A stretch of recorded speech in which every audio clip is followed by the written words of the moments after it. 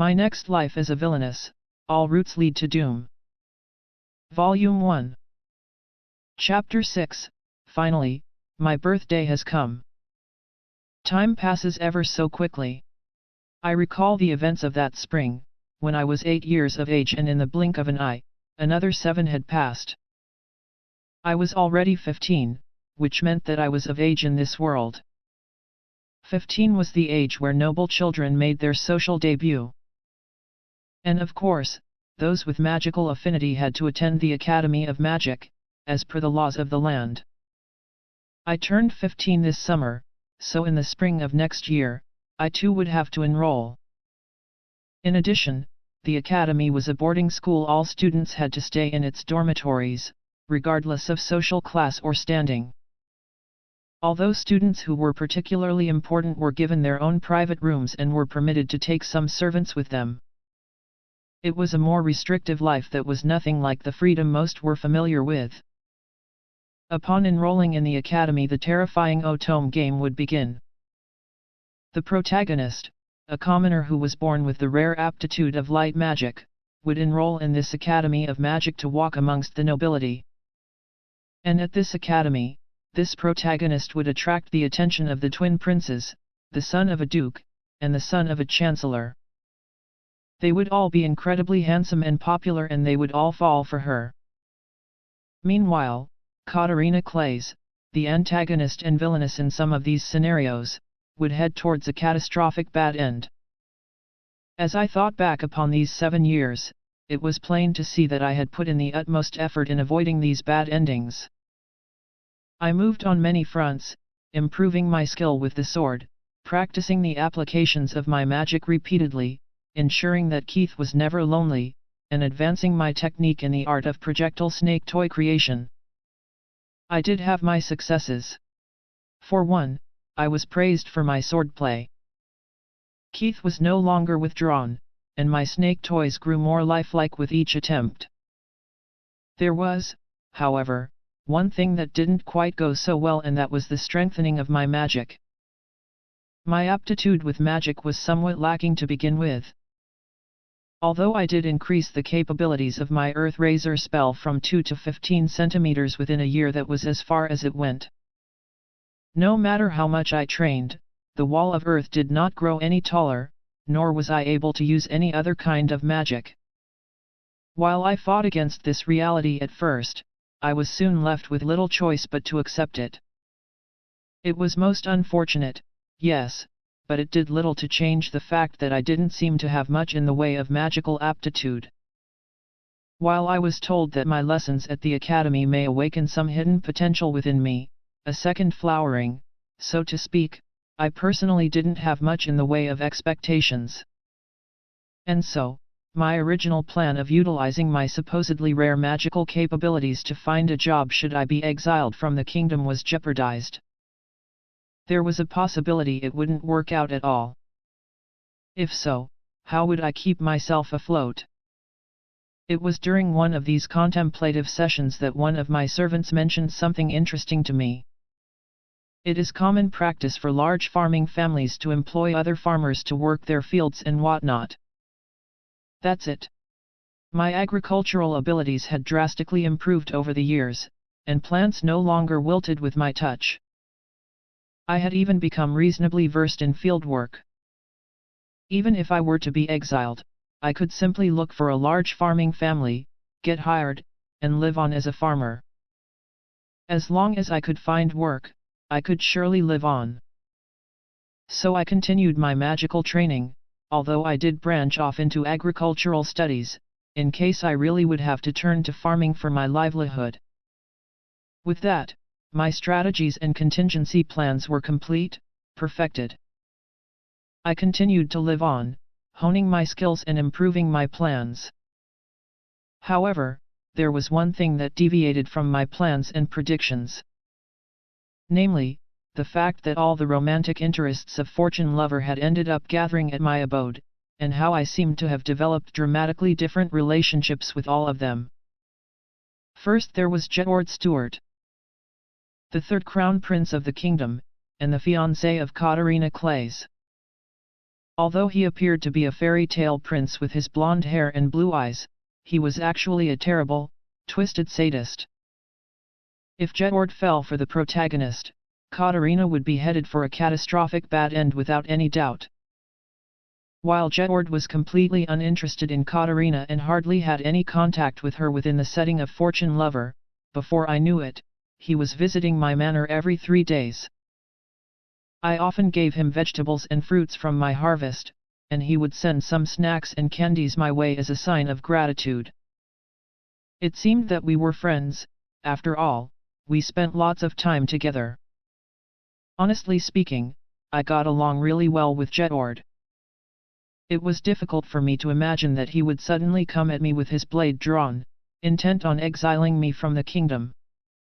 However, if Jedward were to come into contact with the protagonist and fall for her, Katarina would become an obstruction. Love can change a person, or so claims a novel that I had read recently. I couldn't let my guard down. In fact, the scar on my forehead that led to this entire marriage engagement in the first place had long since vanished. Upon noticing this, I immediately sent for Jedward, eager to inform him of the news. Prince Jedward. The scar on my forehead has completely vanished. As such, there is no longer a need for you to take social responsibility for me. I do not mind if the engagement were to be cancelled, I said, happy to inform Jedward of his newfound freedom.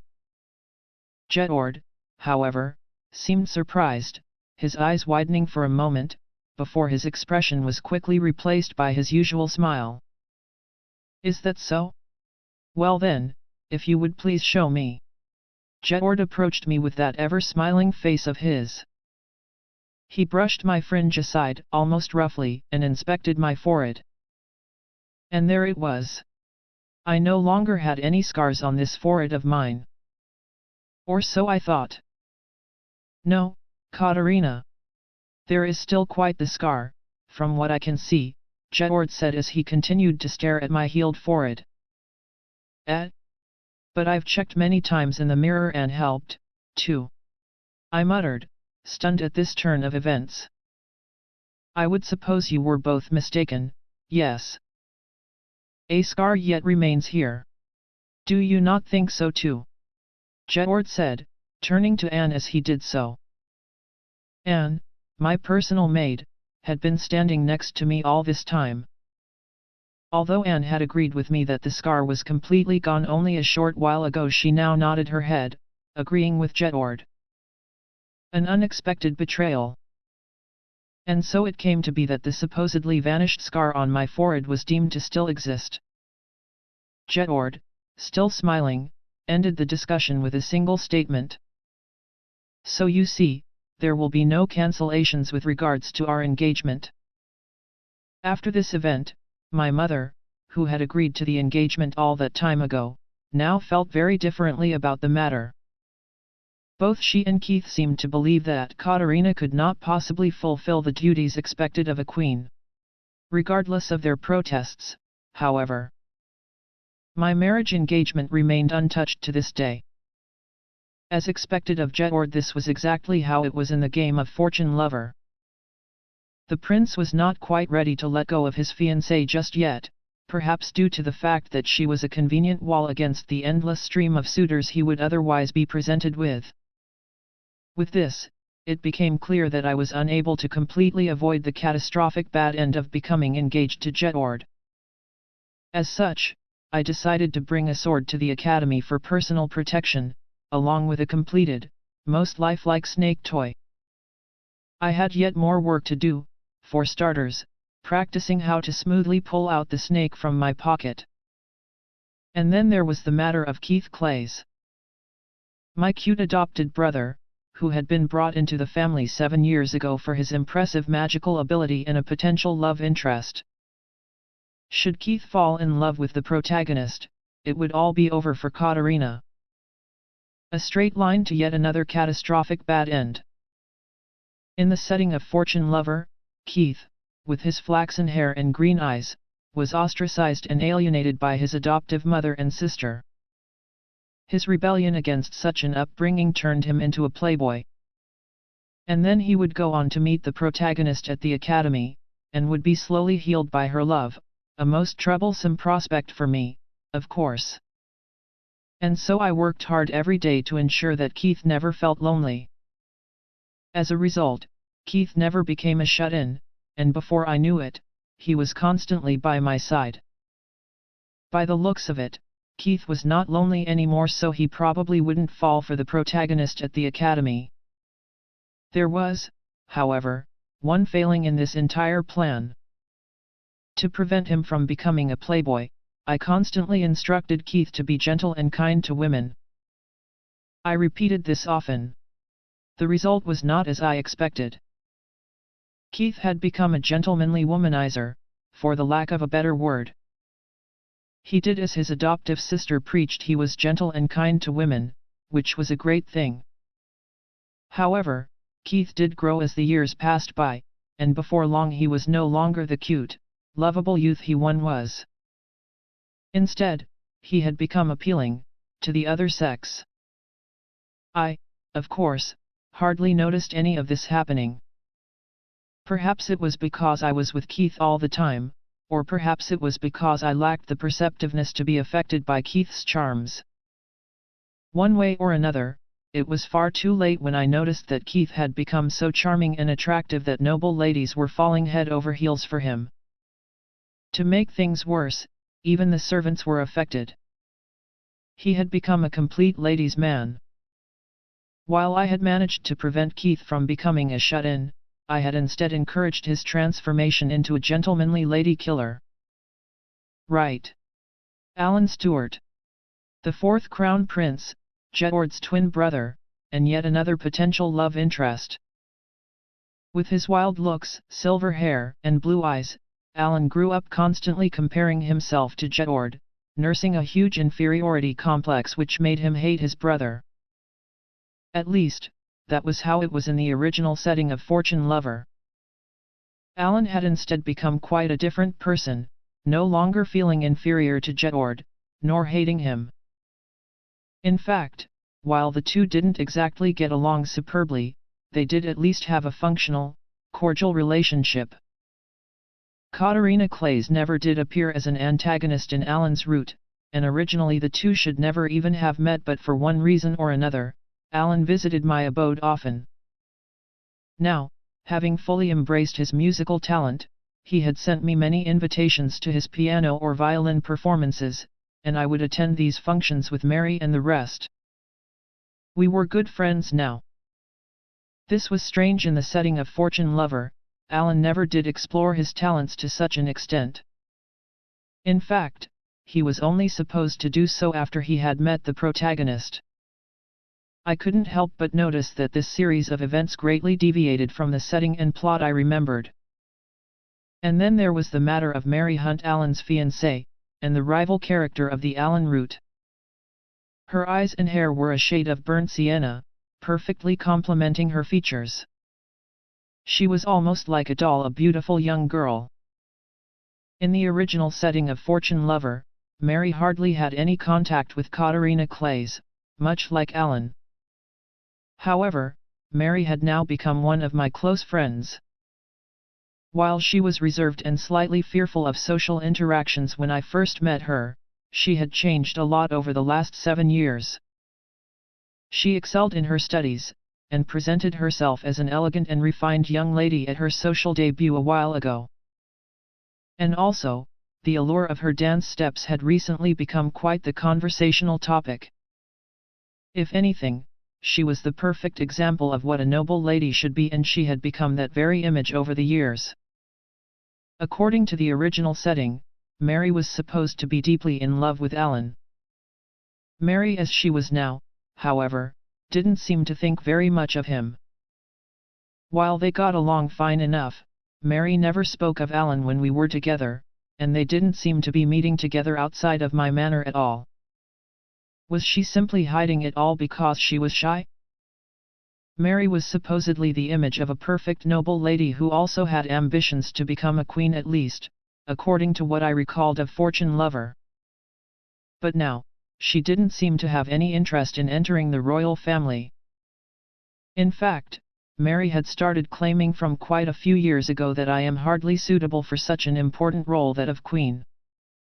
In particular, she also mentioned to me on a somewhat regular basis just how difficult it was to live as royalty, and how busy their lives were. The more I heard of Mary's views, the more I felt a certain melancholy towards my seemingly inevitable engagement to Prince Jedward. After all, if such a thing daunted even Mary, who was perfect in many ways, someone such as I would be hardly suited for the role. Seeing that I was having doubts about my future, Mary offered a suggestion. Well then, perhaps we could both renege on our engagements and the two of us could escape to some faraway land. Ah, such gentle words. Mary was truly a gentle and reliable friend. And then Nicole Ascart, the silent, ever-expressionless son of Chancellor Ascart, who was, of course, also a potential love interest. A ravishing youth of raven black hair and eyes, devilishly alluring, capable of charming both man and woman alike with his unique aura and presence. As expected, such an individual would have no connections with Katarina Claes whatsoever. But I did end up becoming friends with Nicole's younger sister, and as such, even he started showing up at the manor. Nicole only said what he had to, being stoic and reserved most of the time. And yet his alluring powers of bewitchment only seemed to increase as the years went by. He now smiled more than he used to, probably because he had decided to open up to us. It was a delightful thing. No. I will not be swayed. That smile of his is dangerous. Dangerously alluring, so much so that Nicole was popular amongst the ladies as well as the men, if the rumors were to be believed. All it took was a glimpse at his beautiful face and faint smile. The Claes manor was host to many of Nicole's victims, with his charm already placing quite a few servants under his spell. Even so, the fact that I had somehow managed to protect Keith and Mary from his alluring wiles was something that I could take comfort in. Last but not least, Sophia Ascart, Nicole's younger sister, and naturally the rival character in Nicole's route. Sophia, who was beautiful like her brother, originally should never have crossed paths with Katarina Claes at all. She was now a close friend of mine, however, just like Mary, as well as a comrade in the business of appreciating romance novels. Due to the fact that she had been cooped up in her room until she was about 10, Sophia's reading prowess was formidable indeed, and her recommendations were always good reads.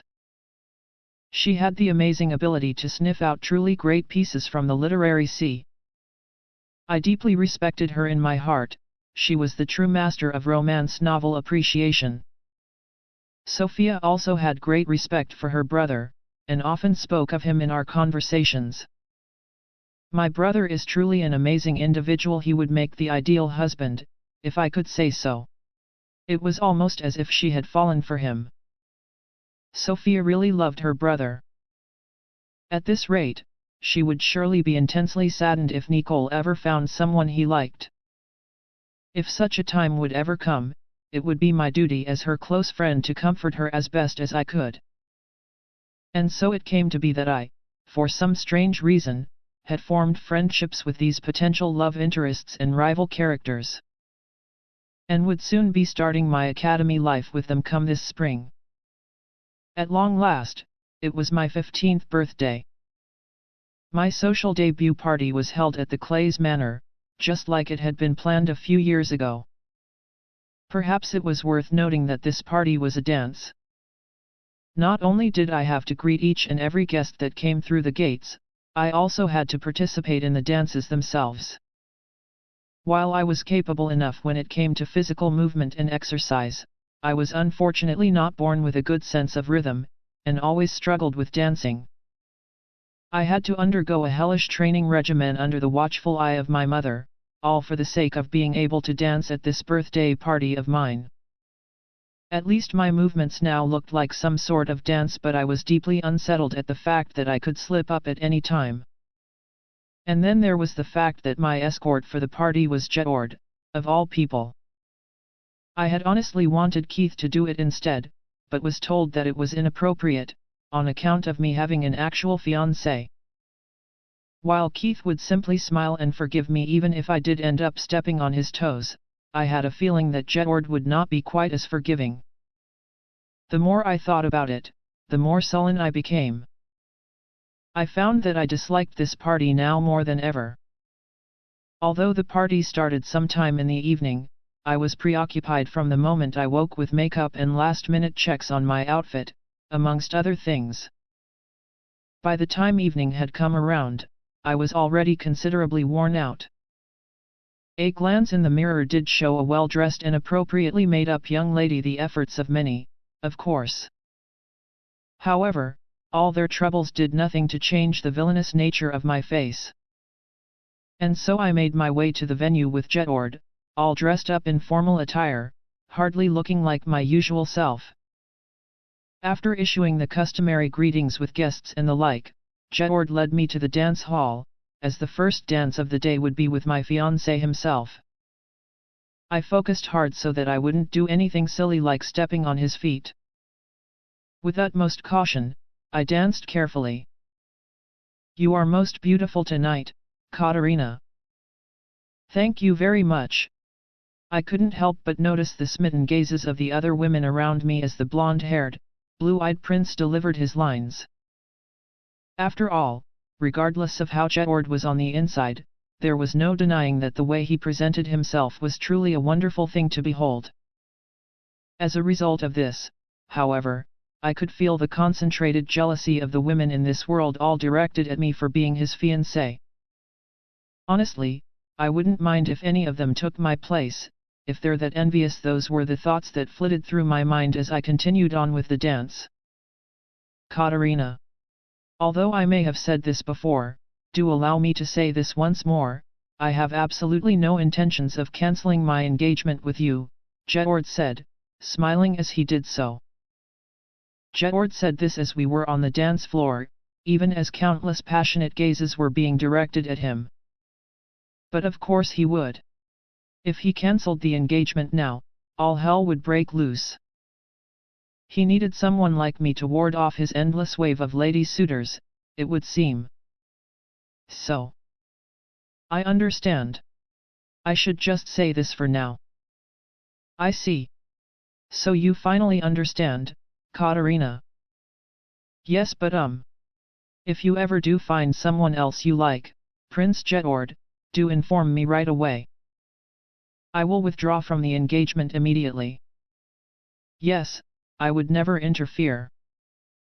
In fact, I would be praying for Prince Jedward's future happiness. I thought, desperately.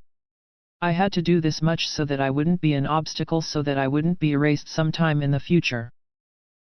I see, Katarina. It would appear that you do not understand at all, Jedward said, his smile twitching slightly as he did so. Does he not believe me? Even after my passionate declaration of non-interference? Yes, I really do wonder. How exactly should I communicate this to you? Perhaps it was a little early, after all, for the party involved in formulating this pre-arranged agreement. What exactly is he talking about? I had absolutely no idea. Pre-arranged agreement? What is that? Questions and confusion started to cloud my mind. Wah! Suddenly, I felt something sweep me off my feet. My sense of balance immediately vanished into thin air. Before I realized it, I was being held in Jedward's arms. Prince Jedward. My apologies. To think that I would be so distracted during the dance, given that I was already bad at dancing, I could only assume that I had failed to keep up at one point and had dramatically fallen over. Jedward, in turn, probably caught me in the process. I apologized, quickly attempting to stand up so that Jedward would no longer have to support me. It would seem that Jedward was holding me quite tightly. I was unable to break free. Prince Jedward. In fact, Jedward had me in what could only be described as a tight embrace. Oh no! Did I maybe step on his toes when I fell? Is that why he's frozen like this, unable to move? This is bad. And after I'd tried so desperately to be cautious. Prince Jedward, are you quite all right? I asked, somewhat timidly. Jedward, however, seemed to be chuckling to himself. Ah, but you are really so defenseless, Katarina. If you remain this way, I could simply catch you anytime, Jedward whispered right next to my ear. So this isn't a case of me accidentally stepping on his toes and him being frozen with pain? As I grew more confused by the moment, I noticed Jedward's head slowly moving down to my neck, and then I felt a strange sensation on the side of my neck. Before I knew it, I had been released from Jedward's vice-like grip. This will do for today, Katarina. But one day I shall take it all. The grin on Jedward's face was like that of a mischievous child. So what is this all about? I was completely baffled. In any case, I had managed to avoid stepping on anyone's toes for now, and that was fine. Eventually, I finished my strange dance with Jedward. Immediately after, however, Keith walked towards me briskly, a somewhat tense expression on his face. If you would, big sister, Keith said, withdrawing a handkerchief from his pocket, before placing it on my neck, moving it this way and that. Hey, Keith, what are you? Why is my cute adopted brother suddenly rubbing my neck with a handkerchief? Given that I was given quite the makeover today, I would expect that my neck is clean. Ah, you see, big sister. A small bug landed on your neck, and I was just cleaning that up for you. Ah, is that right? Thank you, Keith. A bug, hey? Well, it is summer. Come to think of it, that strange sensation I had felt on my neck while in Jedward's embrace may have been some sort of bug. Ah, what a pity to think that our family servants spent so much time powdering me up and ensuring that I looked perfect. What a pity for a bug to come along and ruin everything. It was a good thing that Keith noticed it, and was now helping me clean it up. After finishing his voluntary cleaning of my neck, Keith turned to me, asking me for a dance. You are most beautiful on this day, big sister. Thank you, Keith. While Keith spoke with his usual, gentle smile, I could feel the many feminine gazes now trained upon us. But of course that would happen. Keith was the successor of the Clays family, and he was not yet engaged to anyone. There was no shortage of noble ladies who were after him, and his supposedly irresistible charm, that I regrettably did not understand, only served to bewitch even more of the surrounding womenfolk. Come to think of it, Keith didn't seem to have anyone he liked, despite being so impossibly popular. In fact, this topic of conversation had never been brought up before while we were together. If possible, I would like for Keith to be engaged to an amazing lady, perhaps just not the protagonist girl. Such were the thoughts floating about in my head as Keith led me along. He really was good at dancing. The faintly smiling Keith, however, suddenly adopted a more serious expression. You know, big sister, you really should be a little more aware of the dangers that surround you. Aware of danger? Yes. Especially when it comes to Prince Jedward. Ah. To be aware of dangers in one's surroundings. But why would Keith suddenly talk about being aware of any dangers when I'm around Jedward? I was already very aware of Jedward to begin with. Cautious, perhaps. Don't worry. I'm all about sensing danger when it comes to Prince Jedward. Really, big sister? To be honest, it does not quite come across that way. Keith replied, appearing somewhat incredulous at my proud response. Things are perfect, yes. I am absolutely prepared to call off the whole engagement at any time. I even told him just now that I would do so, that I would never get in the way of his true love. I told him, I did. How is that perfect, big sister? No, this would not do at all. Did you not see what happened just now? How could you be saying? Keith's expression became even more intense as he started rapidly muttering to himself. Is my situational awareness really that lacking? Then if that is not enough, I could even prepare documents, you know? To call off the engagement and such. And then all I would do is to show them to Prince Jedward. No. No, you must not, big sister. If you provoke him any further there may be no telling what he would do, what he would, really do. What is Keith going on about? I truly had no idea. Keith, however, took great pains to warn me against being alone with Jedward at any point in time. But yes, of course, Keith did have a point. If I were to meet with him in private and he exiled me there and then, I would be in a lot of trouble. In any case, the protagonist still had not showed up yet. I'm still doing all right, I think. And so I eventually finished my dance with Keith, who had now adopted quite a strange expression. He was still muttering himself. Next in line was apparently Alan, who had just finished his dance with Mary. Alan casually stuck out his hand in my general direction. Looking less shabby today, hey, he said. Is that even a compliment? In any case, I suppose I should thank him. Thank you very much. Alan, of course, attracted many passionate gazes from the women on the dance floor just like Jedward and Keith before him. From what I had heard, the youthful prodigy and genius in music was supposedly sponsored by many older, female patrons. These older women would say things like, oh, but that change in personality when he's performing and how he is when he's not, I can't get enough of it. I had no idea what they were going on about, as usual. Alan's fiancée was, of course, none other than Mary, an upstanding noble lady who was acknowledged by many. Rumors said that even Alan's fans wish the two of them well. They did pretty well for themselves, if I may say so, unlike what the rumors about me and Jedward, something about how we never got along, other than on the grounds of our stations.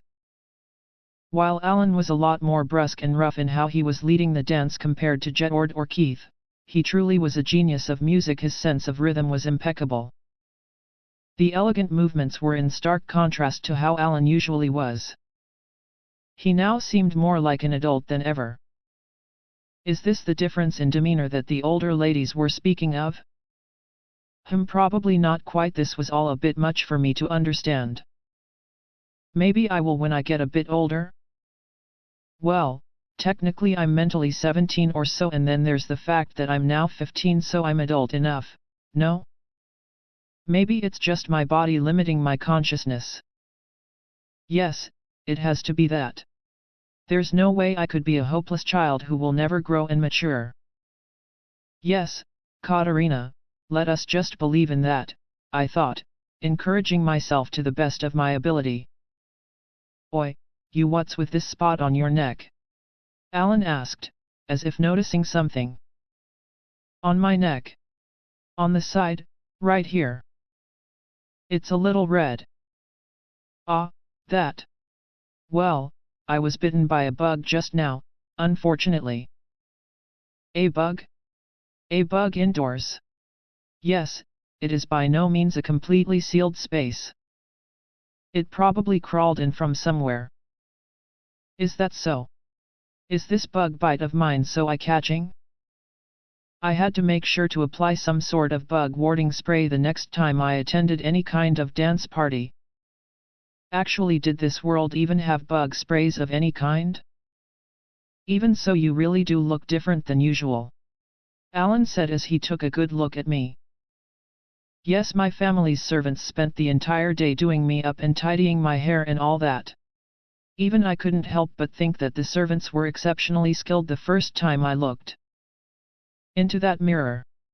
They did quite a lot, you know. Scrubbed me all over, fixed my dress a countless amount of times. They even took pains to deal with my underwear. Oi! For some reason, Alan saw fit to interrupt me as I was extolling the virtues and skills of my family's servants. What is it? Don't what is it me? You're a lady, aren't you? And yet you at this place, talk about under we. Alan, whose face was now beet red, seemed to be saying something, but I couldn't catch that last bit. In fact, he was red all the way up to his ears, and his breaths were erratic and heavy. Is he tired from all the dancing? Less stamina, maybe, when it comes to this sort of thing. Unexpected, or maybe he's not used to the place. Alan didn't seem all that well by the time we finished our dance, and next came the devilishly alluring Count Nicole. Many eyes were trained on him as well, both men and women. Although he was already enrolled in the academy, being a year older than me, he had decided to make time to show up at my party. Elegantly, Nicole held out his hand elegantly, and soon I was in yet another dance. You look wonderful, Lady Katarina. Thank you. Very much. A familiar, bewitching smile flitted into his features, and as soon as it did, sighs of admiration could be heard from the individuals around us. Having interacted with Nicole all these years, I was used to the sight of him smiling, bewitching or not, but I imagine these other people weren't that fortunate. Master Nicole is smiling ever so faintly. I could hear the whispers in the crowd. The alluring Count. A truly terrifying existence. I could imagine how he would walk about in the academy, entrancing students left and right. Even so, Nicole's lead was elegant, and most polite. Although he did have an alluring air about him, he was really a gentle and caring brother on the inside. He stuck out from the other potential love interests of Fortune Lover. In fact, if I ever had a chance to go back to my previous life and play this game again, I would definitely explore his route first. As I continued dancing with Nicole, I thought to ask him more about his life at the academy. Master Nicole, how do you feel about your life at the academy? There have been no issues to date. As usual, our conversations didn't seem to go very far. Although Nicole had opened up to me and seemed to be always acting in my best interests across the years, his silent demeanor had remained constant. Have you made friends? Anyone you are close with, perhaps? I said, deciding to push on with my endeavor. To a certain extent, yes. Nicole replied, after giving my question some thought. It almost seemed like he had to think quite a bit to answer well. It was probably nothing to be concerned about. Well then, have you found anyone you like, perhaps?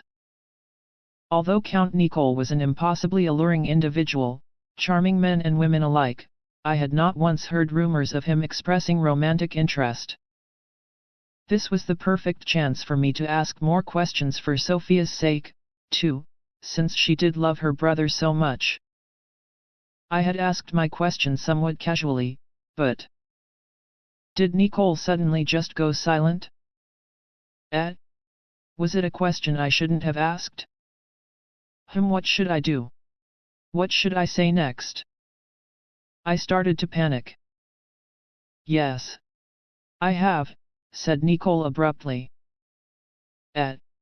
Surprised, I stared straight at Nicole. Sure enough, a very slight blush was now present on his face. So should I take this as a yes? That he does indeed have someone he likes? Although I was the one who asked the question to begin with, I really was not expecting that he would answer in such a fashion. In fact, Nicole wasn't close with anyone else barring the usual group at my manor. Did he find someone he likes after enrolling into the academy? Would that be someone at the academy? I asked. No, not quite. Hey? No? Then who could it possibly be? Well then. May I ask who it is? That I cannot answer. It is someone I should not be thinking of, in truth. However, I am always wishing for their happiness. The fact that Nicole had someone he likes is already surprising enough, and now I'm told that it's someone he shouldn't be thinking about. Is this forbidden love? Who is it? Some noble lord's wife, or perhaps even a man? Ah, to think that my light-hearted question would bring forth such a heavy response. I would have never expected this, that Nicole would be after someone else's wife or a man. Perhaps it's nothing quite like that at all, but then there's the possibility that Sophia has just said nothing about it. I am sure that something will work out for you, Master Nicole, I said, hoping to ease his worries over this supposedly forbidden love of his. Nicole, however, merely smiled in response, a slightly troubled smile, at that. And with that, Nicole and I finished our dance, with the former seeming a little worse for wear after the whole thing.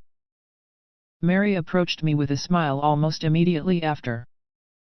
My heartfelt congratulations, Lady Katarina. You are most beautiful today, truly, Mary said, looking at my made-up appearance that had taken the utmost dedication and skill of my household servants to prepare. Mary, in contrast, was truly breathtaking in her own right compared to my villainous appearance that had taken half a day to mask. Lady Katarina, congratulations. Emerging from behind Mary was Sophia, who was pretty enough to give Mary a run for her money.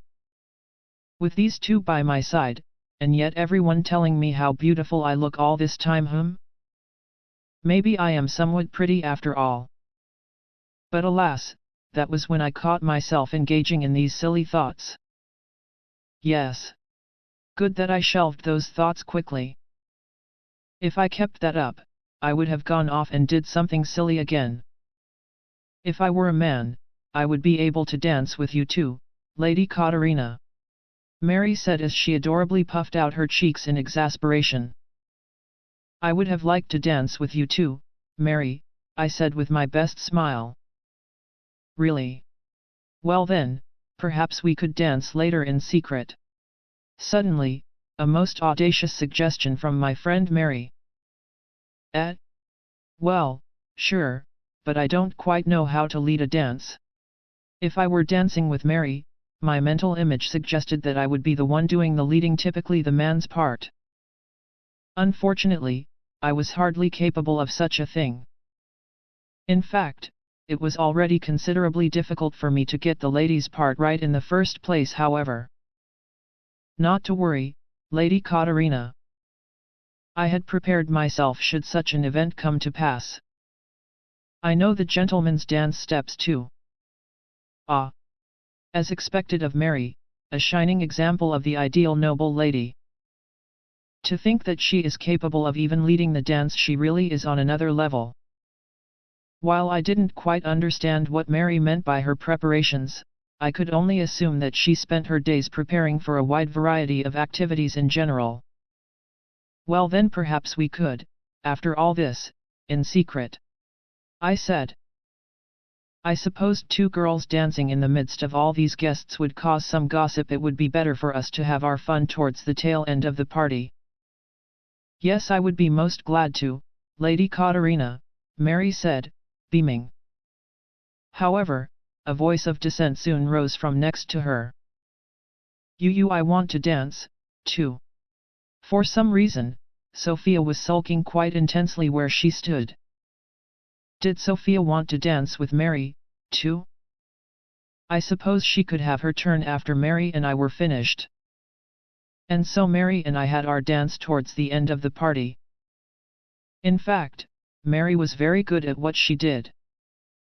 Sophia too, was somewhat vocal about wanting to dance with me as well, and so I obliged, although I probably bungled more steps than I should. And with that, I peacefully turned 15, without further incidents or mishaps. With the onset of winter, the countdown to enrolling in the academy began. The curriculum spanned 2 years, so given that I had to stay in the dormitories on the grounds for that duration, I had to prepare the relevant items and luggage to take with me. Since I was the eldest daughter of a duke, most of these preparations were done by the servants of our household. But of course, I didn't feel like it was fair to have them do all the work. After all the servants packed were things like dresses and brooches, jewels and other things like that. For instance, none of my romance novels or farming implements were included. As such, I decided to start packing my own bags. On another note, 5 servants from my household, including my personal maid, Anne, would follow me to the academy. Although I told my parents that I could handle myself fine and didn't need servants, I was told that it was unbecoming for the daughter of a duke to say as such. In the end, I was made to take 5 servants with me, the lowest possible number. However, I was worried about one amongst their number. To be precise, I was concerned about Anne, who had been by my side since I was 8. Anne had been taking care of me these past 7 years, and was 8 years my senior. That would make her 23 years old. Although she would have been considered young in my previous life, it would seem that women in this world were expected to marry early. Someone who married at, say, 25, would be considered late. While Anne was my family maid, she was also actually the eldest daughter of a baron.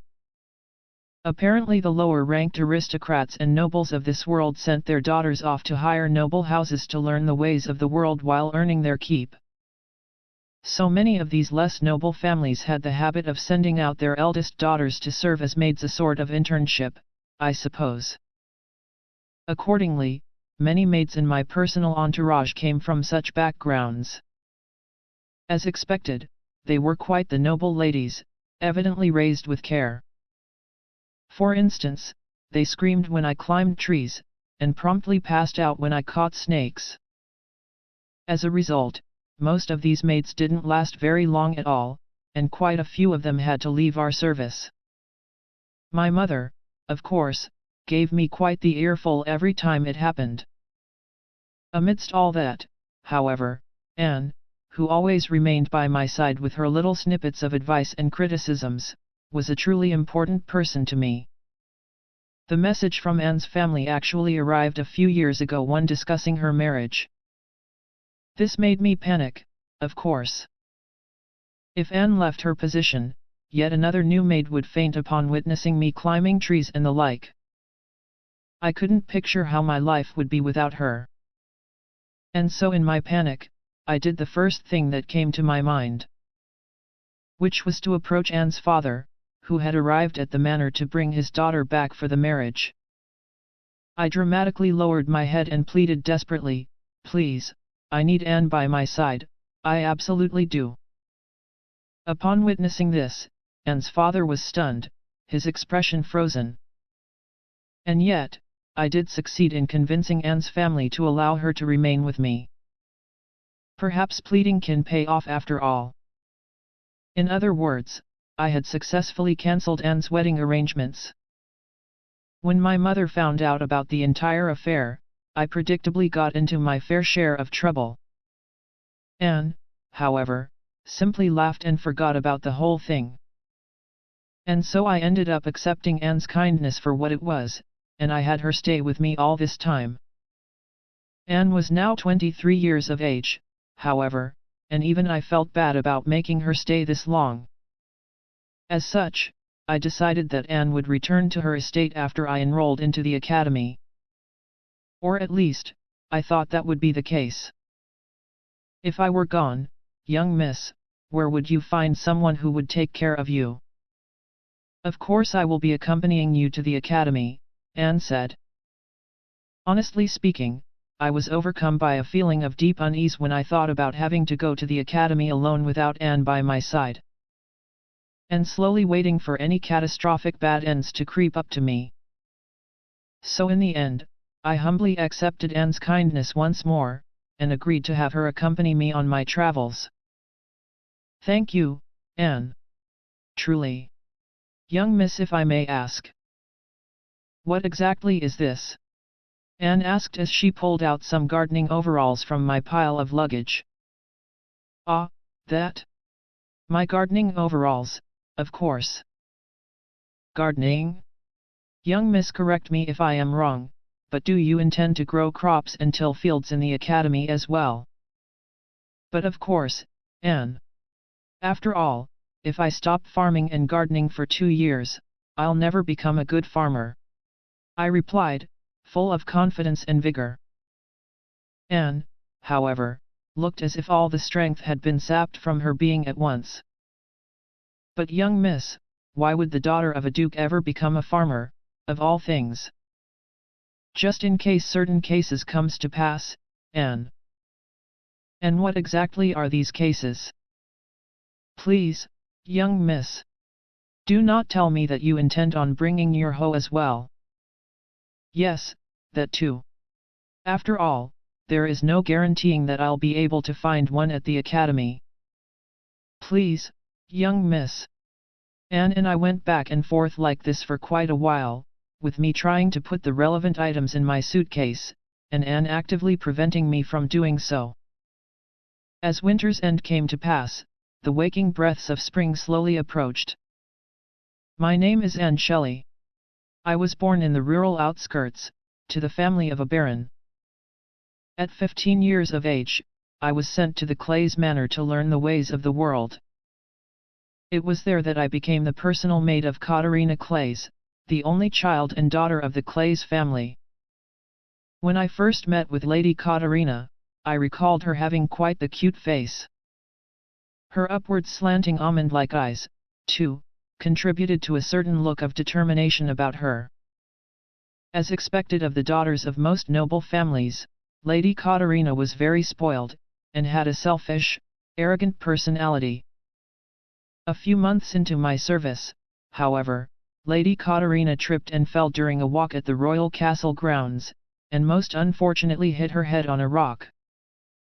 As a result of the incident, Lady Katerina hurt her head. The impact even left a scar. Perhaps that was the reason why she slept for quite a few days, all the while with a high fever. However, when she awoke, it was like as if she was a different person altogether. The arrogant, self-absorbed and egocentric Lady Katerina was gone, instead replaced by a calm, caring little lady. She even showed unprecedented awareness and care towards her servants. It was as if she was reborn as a gentle and compassionate individual. The young miss personality had changed completely due to the impact to her head and the fever that followed. While the servants were equally surprised and grateful by the sudden change that had come over her, Lady Katerina only remained like this during her short period of bed rest. After the fever receded, Lady Katerina sat up and then proceeded to become even more problematic than she was before this entire affair. Having awoken from her rest, Lady Katerina ran all the way to the library, asking many questions of the servants, and sometimes making outlandish requests of them. Just as we thought it had all passed, the young miss had yet another demand that she take up lessons in both magic and sword. While her presence and effort on the field were commendable, the footwork aspect of her swordplay lessons did not quite go as well. It almost seemed like the young miss would slice her own leg off before cutting the opponent. And we all collectively held our breaths. Next, she declared that she would practice her magic, and then promptly dressed up in a set of gardening overalls, took up a hoe, and started tilling the earth. Lady Katerina Clays was readying a field in the Clays Manor's gardens. After spending quite some time in the gardens, she would then hike up her dress and start climbing trees. The young miss also took up fishing, of all things fishing up her prey from the small river that ran through the grounds. She would eventually almost push the local fish population close to extinction. Problem after problem arose, just like that. While Madame Clays became progressively angrier with each transgression, the young miss was firmly set in her ways. While she would have a downcast look about her immediately after she was given a scolding, she would be all recovered the very next day. It would seem that Lady Katerina had the mysterious ability to forget about all the reprimands and criticisms directed at her after a good night's sleep. At 15 years of age, the young miss had unfortunately very much remained the same. She did, however, stop climbing trees eventually. One time, Lady Katarina picked up a mushroom growing in the garden, claiming that it was absolutely edible. That was, however, unfortunately not the case. And the young miss suffered a bout of food poisoning, in addition to a good scolding from the madam. After this incident, however, the young miss suddenly announced that she would study farming methodologies, immersing herself in books on agriculture. Before long, she had started on a mission to expand the fields in the gardens. It was as if she hadn't changed at all, not in the slightest, ever since she was 8. Although I had been in her service for 7 years, and was always by her side, I still could not predict what Lady Katarina would think about next. However, even though the young miss was quite the troublemaker, she did enjoy immense popularity amongst certain parties. For instance, there was the third crown prince, Jedward Stuart, Lady Katarina's fiancé. The skilled, capable, and beautiful prince took a great liking to Lady Katarina. Prince Jedward, in turn, enjoyed his time with the young miss. The expression of adoration on his face was quite something else. Lady Katarina, however, did not seem to understand the prince's feelings, not even with such an expression directed at her during their interactions. Thick as the young miss was, I could not help but be overcome with fear when she unexpectedly approached the prince to cancel their engagement, of all things. The scar on Lady Katarina's head was the reason why this engagement existed in the first place, and now that scar had perfectly healed. I remember the day of her injury, back when the young miss was 8 years old. And so I was overjoyed upon noticing that the scar was gone. I was happy for her. However, never in my wildest dreams would I have known that the young miss would use this as a reason to cancel the engagement or say what she did to the prince. That was when I first realized that Lady Katarina did not have a clue about Prince Jedward's affection towards her in spite of all his actions. Prince Jedward. The scar on my forehead has completely vanished. As such, there is no longer a need for you to take social responsibility for me. I do not mind if the engagement were to be cancelled, Lady Katarina said, happily smiling as she did so. The prince's eyes opened wide in surprise, but soon, a reassuring smile returned to his face. His eyes, however, were hardly smiling at all. Is that so? Well then, if you would please show me. Slowly approaching the young miss, Prince Jedward parted her hair somewhat roughly, exposing her forehead. It was as she said, the scar had completely vanished, and not a trace of it remained. No, Katarina. There is still quite the scar, from what I can see, Prince Jedward said, all the while staring at Lady Katarina's perfectly smooth and unscarred forehead. But I've checked many times in the mirror and helped, too. Oh, young miss. You mustn't. Please don't turn this way. I would suppose you were both mistaken, yes. A scar yet remains here. Do you not think so too? Prince Jedward said, turning to me with his charming smile. His eyes still did not share the same sentiment. Overcome by fear, all I could do was nod my head rapidly up and down, agreeing wholeheartedly with him. In the end, the now non-existent scar was brought back onto the table by Prince Jedward, who promptly ended the discussion with a single statement. So you see, there will be no cancellations with regards to our engagement. All the while looking at us with those unsmiling eyes of this. A most terrifying incident, truly enough for me to feel as if several years of my life had been shaved off my poor heart. And then there was the matter of Lady Katarina's adopted brother, Keith Clays. Although he was a most skinny and gloomy child when we first met him, the young master was now the apple of many a lady's eye. He had become quite the beautiful youth as the years went by. He was, of course, exceedingly popular with women, perhaps on account of how he was always gentle and kind to every woman he met. And now, having reached this age, the young master could not help but be charming. To tell the truth, many of the servants had fallen head over heels for him. Master Keith, however, only had eyes for the young miss. He would follow Lady Katarina about almost daily, offering her support and cleaning up her occasional social faux pas. The gaze of burning passion in his eyes, directed at the young miss, was evidently not one of platonic sibling love. Lady Katarina, being thick as she was, however, hardly noticed this. Perhaps she simply did not have the faculties to understand the young master's charms. As expected of the young miss. They say I'm charming and whatnot, but it is all meaningless, is it not? If the one you love hardly notices it at all. That was what I heard as I happened upon the young master one day, mumbling to himself with a gloomy expression on his face. It was a most unfortunate sight. Eventually, the young master would side with Madame Clays, forming that Katarina could not possibly perform the duties of a queen, camp.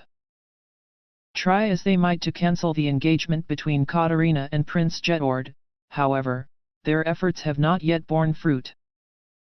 As far as I know, their efforts continue in the shadows to this day.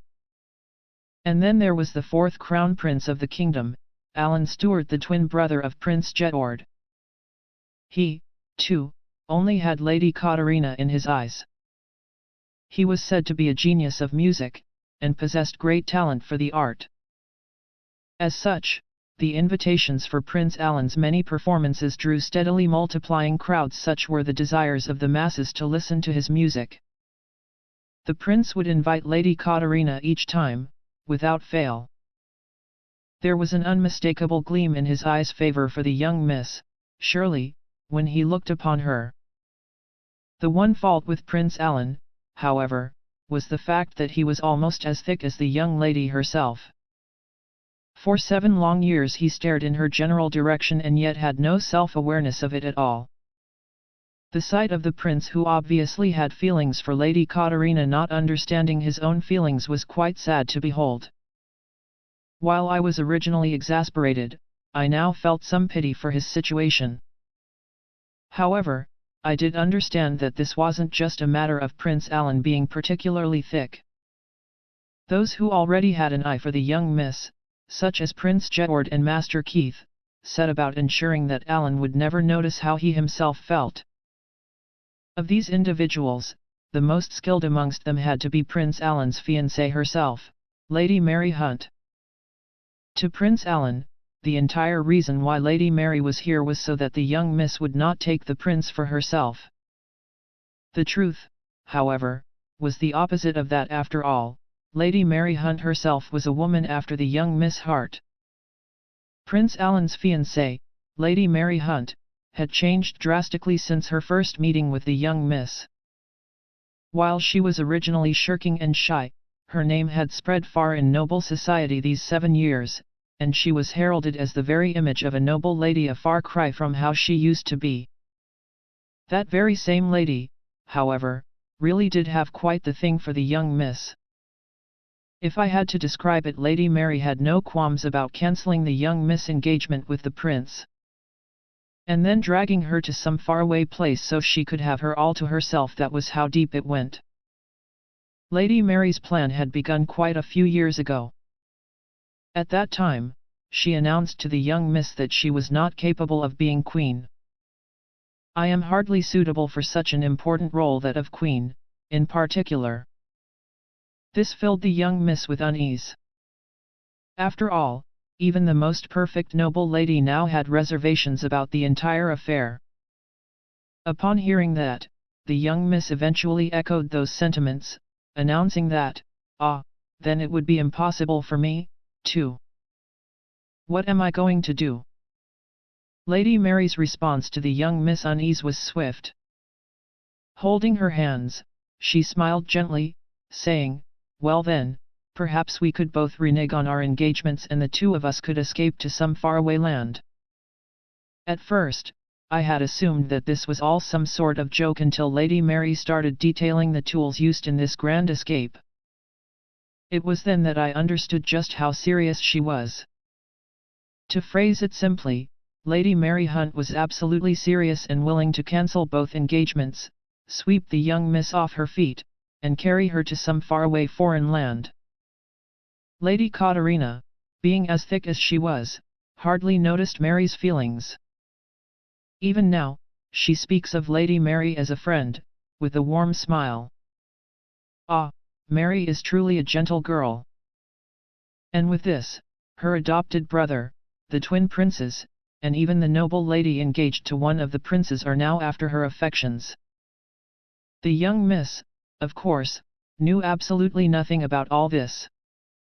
The young miss had yet more admirers, one of which being the royal chancellor's son, Master Nicole Askert. He too was hopelessly lost in the young miss' eyes. He was quite the impressive individual, with his jet black eyes and hair, doll-like features, and alluring aura. He had his official debut to noble society late last year, and even had a fan club following. His so-called fan club, however, was not only filled with women but also a fair number of men. While Prince Jedward, Prince Alan, and Keith were all beautiful and handsome in their own right, there was something different about Master Nicole, to be specific. That alluring and bewitching aura of his. This was why the young miss referred to him as the alluring Count day in and day out. Master Nicole was, however, usually a very stoic individual. He hardly talked about himself, much less spoke very much at all. Even amongst this large following, few had seen him ever show any hint of emotion. That very same Master Nicole, however, often smiled at Lady Katarina, a truly happy, blissful smile. It was truly a force of nature, that smile of his. Those who bear witness to it inadvertently become weak at the knees. In fact, many of my fellow maids had become effectively useless after witnessing such a spectacle. As expected of the young miss, however, she remained perfectly oblivious to this, even though she was the only one who caused Master Nicole to behave in this way. I have to protect Mary and Keith from being bewitched by the alluring Count, she would say, muttering to herself. It would seem that the young miss, being impervious to young Master Keith's charms, had proven to be equally invulnerable to the destructive power of Master Nicole's faint smile. Lastly, there was the sister of Master Nicole, Sophia Askert. Needless to say, she was very fond of the young miss as well. Much like the Lady Katarina, Lady Sophia had a great love for romance novels, and often came to the Clay's Manor, bringing many recommendations with her. Lady Sophia, having long noticed her brother's feelings for the young miss, often extolled Nicole's virtues in her presence.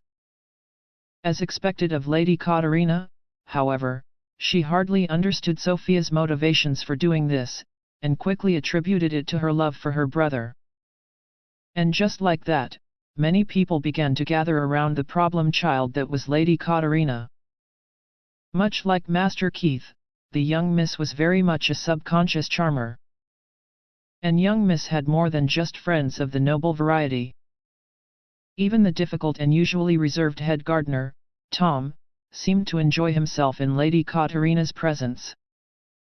The somewhat distant head maid, who was strict with herself and her colleagues, was also different in front of the young miss. She often wore a peaceful expression, one that I had not seen before. Regardless of her age, the problems she causes, and her eccentricities, Lady Katarina attracts people to her side without fail. What exactly is it that pulls so many people to her? To tell the truth, I can answer that question easily myself. I, Anne Shelley, was born of Baron Shelley and a servant of the Shelley family. My mother. I was kept separate from the Baron's main household, and was instead raised in a small home. The Baron was a fickle man, my mother says. He had only slept with her a few times before I was born into this world. Do as the Baron says, act in such a way that would make him like you. Never, ever think about going against him. This was something that she always repeated to me as I grew up. I followed those instructions. I did what the Baron said and what my mother wished for me to do, never going against either of them. I lived my life for the sole purpose of earning their favor. Perhaps it was because I did this I would never really know. I was never called to the main residence, nor was the Baron ever cruel to me. All things considered, I was able to live a somewhat unrestricted life. However, that would all end one day in the year of my 15th birthday. Without warning, the room next to mine caught fire, and the fire soon spread to the surroundings. Although I had somehow managed to escape, I suffered large burns to my back, and my mother lost her life in the disaster. All I could do was stand, stunned at the sudden developments. It was then that it happened. For the first time since I was born, I was summoned to the main residence by the Baron. I have heard that your back has been terribly scarred. Now that you are damaged, I can no longer use you as an instrument for political marriages. I have no more need for you. Get out of this house, the Baron said to me, as if he were speaking casually of the changes in the weather. I could not even find any words of protest. Up until now, I had tried all my life to earn the Baron's favor. I had been so proud of myself, thinking that an absence of cruelty meant that the Baron had accepted me. But I was wrong. The Baron was not cruel to me simply because he was not interested in me. To the Baron, I was nothing more than a tool. And now that I have become like this, I was no longer needed. And just like that, I lost my abode and my reason for existing, almost overnight. The Clays family, a distant relation of mine, just so happened to be looking for mates, and that was how I ended up there, learning the ways of the world. I eventually ended up as the personal maid to Lady Katarina Clays, the sole daughter of the Clays family. Lady Katarina was spoiled, selfish, and arrogant towards her servants. Most maids assigned to her did not last very long, but that was not the case for me. After all, I was different from the other girls, who could simply return to their homes and search for another place to learn their lessons. I no longer had a place to go back to. If I were chased out of the Clays manor, I would be out on the streets. I lived as I had always lived. I sought to earn her favor, just like I did with the Baron and my mother, never going against anything she said. Whatever Lady Katarina wanted to hear, or the objects she desired, I did all that, and never went against her in any way. I became what my masters wanted me to become, shaped by their desires. As long as I did as I was told, Lady Katarina's mood would slowly improve, and the days began to pass without any problems. After all, this was how I had always lived. The only thing that changed was the individual I served. All I had to do was become a new tool in the Clays manor. However, following the impact to her head in her feverish slumber, the awakened Lady Katarina changed. She was no longer arrogant, and no longer selfish. She no longer sought praise from me, or words of approval. She climbed the trees and tilled the fields, a most unusual noble lady. I no longer knew how to earn her favor, or how I should react to her actions.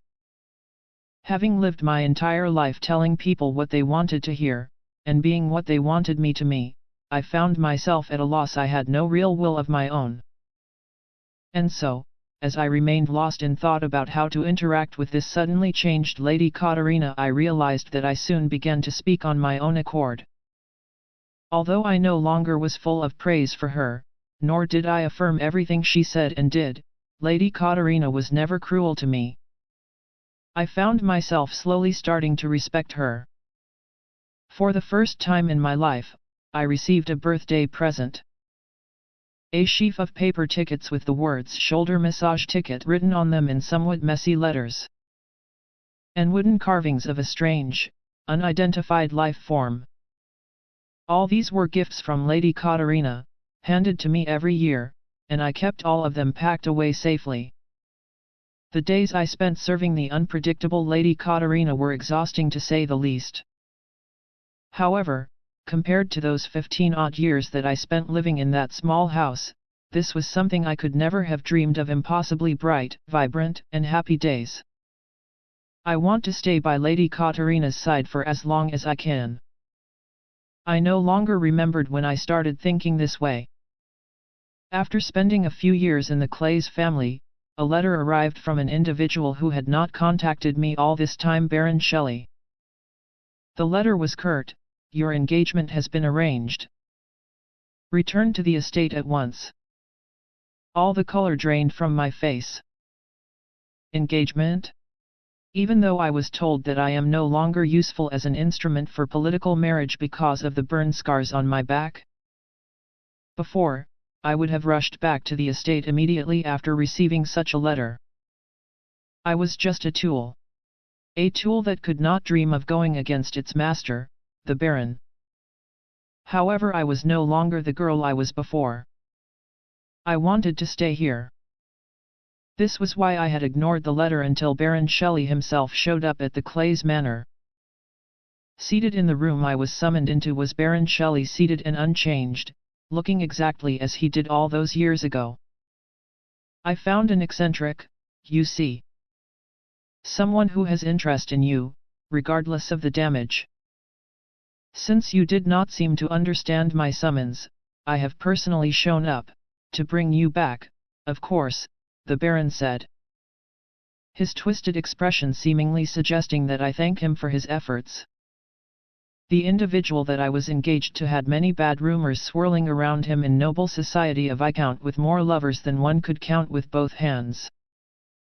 Baron Shelley was certainly being paid a handsome sum to arrange such a marriage. But I knew I would never be happy in such an arrangement. In fact, was it mistaken for a tool to think that it could ever be happy in the first place? A sudden chill came over my body, as if all the blood had been sucked out of it that very moment. Why do you dally? I have already spoken to Duke Clays. Make the arrangements now. We are returning to the estate, the Baron said, seemingly displeased at my silence. With this, it will all end. My happy days will be over, and I will become nothing more than a tool once more. I want to stay here. I want to spend more time here, by Lady Katarina's side. And that was when it happened. Do excuse me. With a prompt greeting and a knock, the Lady Katarina herself burst into the room in a huff. You are Anne's father, yes, she said, directing her sharp gaze towards the Baron. Why yes, the Baron himself was at a loss, apparently surprised by the sudden entrance of this young girl. Please rethink this whole affair about Anne's marriage engagement. Lady Katarina said, suddenly gripping me by the arm. Please, I need Anne by my side, I absolutely do. I want her to stay. If you take her away I won't stand for it. I can't. She shouted, ignoring the Baron's surprised expression as she said what she needed to say. The sight before me was surreal. It was like a spectator, gazing into a foreign world. I could feel the heat of Lady Katarina's grip. Slowly, the warmth from her hand warmed up my body. I had lived all my life, simply pleasing my betters. It was here at the Clays Manor, however here by Lady Katarina's side, that I first found my own will, my own voice. Somewhere along the line, I had stopped being just a mere tool. No longer a tool, but just Anne Shelley. And even so, Lady Katarina said she needed me. That she wanted me by her side. Before I knew it, the young Miss warmth filled my entire being. I found that it warmed up my head, especially so. I desperately held back the tears that were threatening to spill forth from my eyes at any moment. Due to Lady Katarina's actions that day, the engagement itself was now called into question. A short while after this incident, Duke Clays somehow found out about the negative circumstances surrounding my engagement, and in turn called off the entire deal with the Baron's family. No words could describe the gratitude I felt for Duke Clays. In fact, the Duke himself even suggested an alternative. If you would like, I could put the word out for a proper suitor, someone who would treat you well, he said. Even so, I chose to stay by Lady Katarina's side. And so, I remained as Lady Katarina's personal maid at the Clay's family up until now. Regardless of her age, the problems she causes, and her eccentricities, Lady Katarina attracts people to her side without fail. What exactly is it that pulls so many people to her? To tell the truth, I can answer that question easily myself. After all, I know better than anyone else could possibly know. I was just a tool to be used, but Lady Katarina treated me, and Shelley, as a human being. I would never forget the warmth of her grip, or the words she spoke on my behalf that day. I will definitely accompany her to the Academy of Magic in the coming spring. Although the young miss claims that she would be quite alright, she could hardly put on her own dress correctly. If left to her own devices, her hair would be messy and undone. There is no way she would be quite alright, nor was this fitting for the eldest daughter of a duke. Of course I will be accompanying you to the academy, I said, despite Lady Katarina's stunned expression. But then, are you not of age for marriage, Anne? I don't think I could possibly ask you to stay. It would seem that the young miss was even concerned about my age. Talking about weddings and such. I could not help but laugh a little. After all, I hardly had any desires or expectations for marriage. I only had one wish. If I were gone, young miss, where would you find someone who would take care of you? Of course I will be accompanying you to the academy. At my words, Lady Katarina herself started laughing. Even if Lady Katarina did become queen in the future, and had to live at the royal castle with Prince Jedward, even if Lady Mary took her away to some faraway land. Regardless of what the future held, I would always be by the young miss side. After all, this was where I belonged, and this was where my happiness was, standing next to Lady Katarina. I only have one wish, my lady. And that is to live on, always by your side. Epilogue, from me to you. After my birthday party ended, a semblance of peace finally returned to my surroundings. With all my party dress preparations and dance lessons done, I no longer had to keep up with them at a breakneck pace, and at last could take a breath of relief.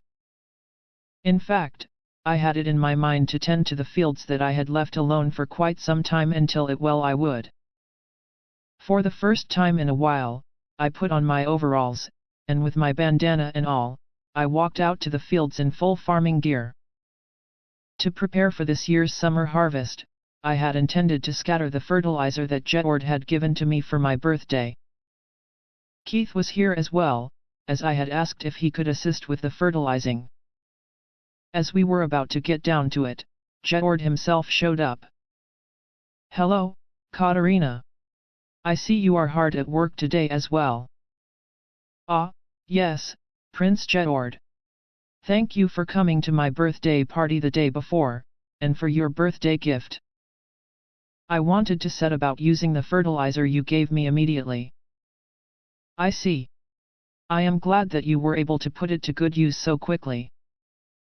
Well worth the effort to gift you what you requested. If I may say so, in truth, I had wanted to give you a dress, or perhaps an accessory you could wear on your person, but knowing you, Katarina, you would hardly accept such a gift," Jedward said with a somewhat bitter smile on his face. It was as he said. Originally, Jedward always wanted to send me a dress or some sort of accessory, but I always refused on the spot. My father, who loved me to bits, constantly showered me with dresses and accessories. Already there was a small pile of them in my closets. Honestly, I felt like there were a few too many garments in my room. If I were like Katarina from the original setting of Fortune Lover, I would have loved changing in and out of pretty dresses, sporting a new one each day. In fact, she would hardly mind having a surplus of dresses to choose from. Unfortunately, I was not quite the same as my game counterpart. To begin with, I didn't really like grand dresses of any sort, if only because they were so annoying to move around in. In fact, living life in tight-fitting, frilly, and restrictive dresses day in and day out was a terrible notion. I could not see it as anything but sort of twisted punishment game. And anyway, I was mostly focused on my work in the fields, and had fitting gardening overalls for that. I had no need for the small mountain of dresses tucked away somewhere in my closet. I felt the same way about accessories as well. If I were to lose some expensive accessory while working in the fields, it would be quite the debacle. Due to the reasons I had just described, I had decided to inform my close friends to not send me such presents. Jedward, of course, was one of them. He heeded my request, and presented me with the fertilizer I asked for instead. However, Katerina, you are already 15 years of age this year. It is about time that your status is made clear to those around you. After all, you belong to me. Perhaps I should send you some garments befitting your station, Jedward said, seemingly lost in thought. Garments befitting my station? Me belonging to Jedward? What does he mean? I think everyone already knows that I am your fiancé, Prince Jedward. In fact, word of it had spread so far that one would be hard-pressed to find someone who did not know. But of course it would be as such no point keeping me around if my existence could not be used as an excuse to deflect potential suitors. Perhaps it is so, Katerina. However, many are not quite convinced of the reality of it regardless of their knowledge on the matter. I supposed Jedward had a point. I was not breathtakingly beautiful like Mary, and I had this villainous face of mine to deal with. I was not that impressive compared to the relatively high-spec individuals around me, hence the gossip. To be precise, gossip that said Jedward and I were hardly a match beyond our standing in noble society.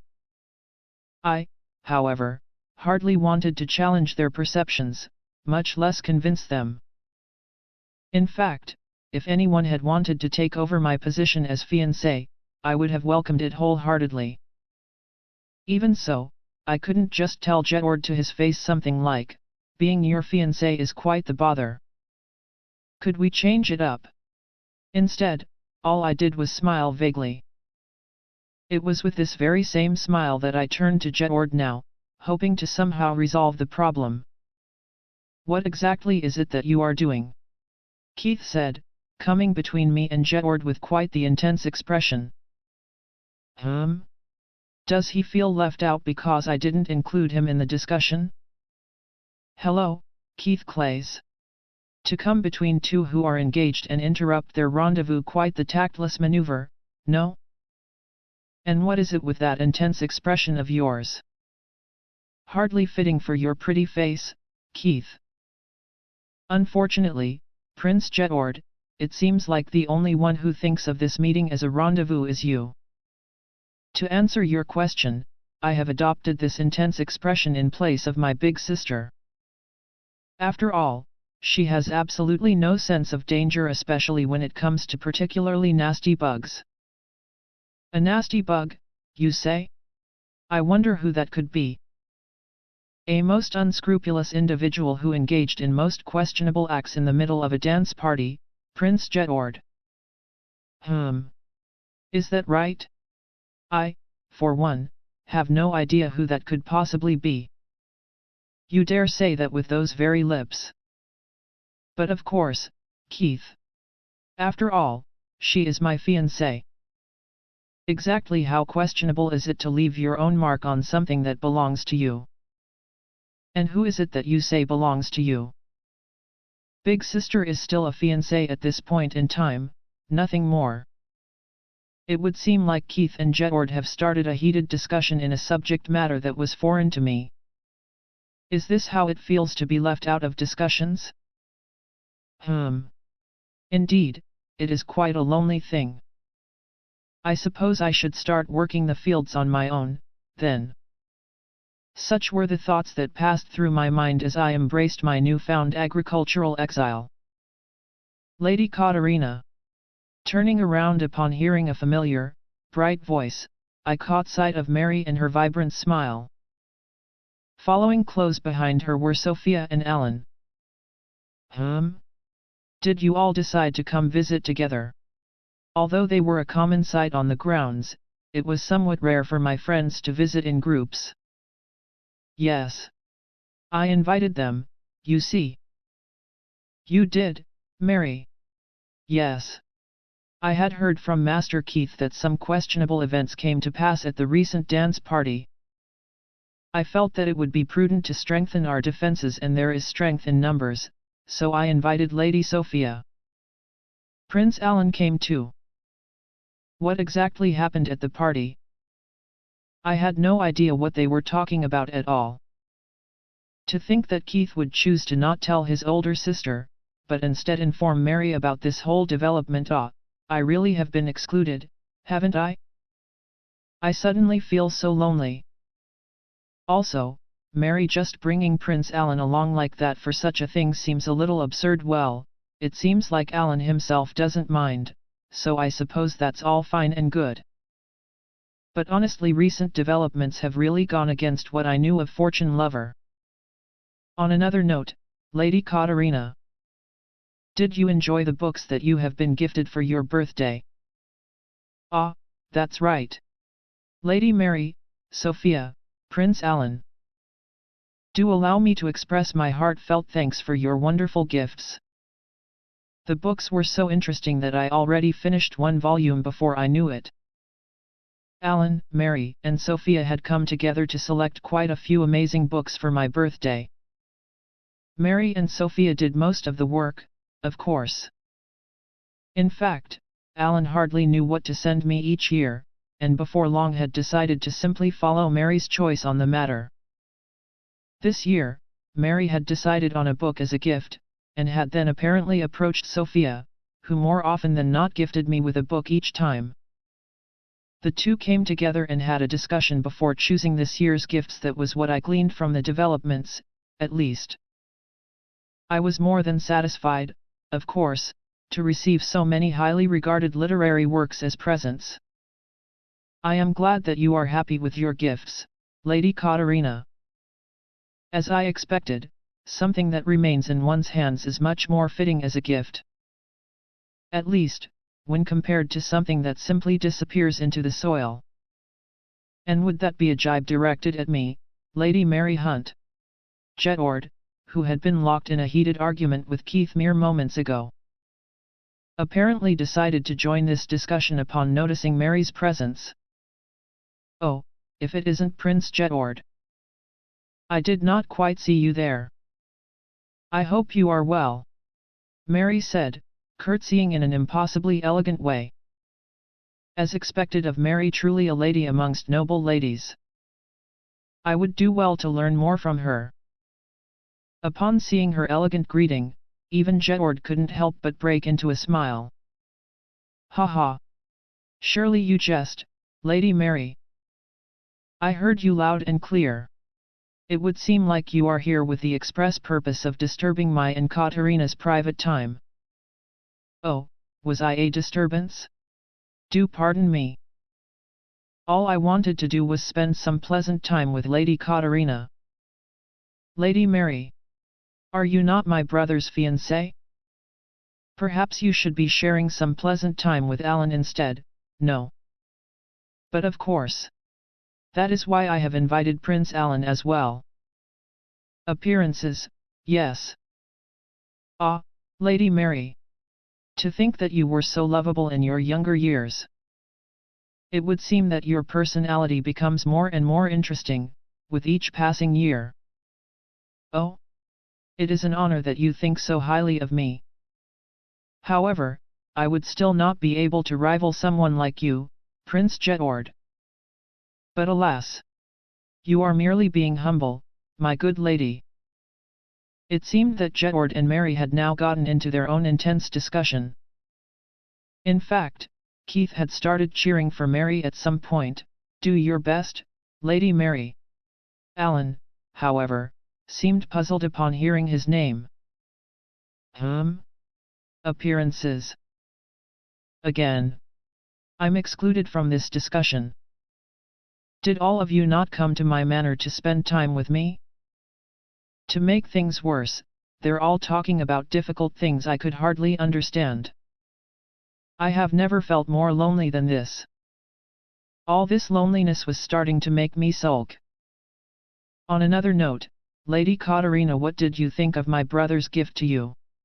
Sophia asked, smiling. My lonely sulking was blown away in an instant by her radiant, lovable smile. Ah yes, I really quite enjoyed it. Do tell Master Nicole that I really liked the cute necklace he sent me, if you would be so kind, I replied, smiling back at Sophia. Necklace. For some reason, the four that had excluded me from their conversations prior all said the same thing at the same time, turning in my direction.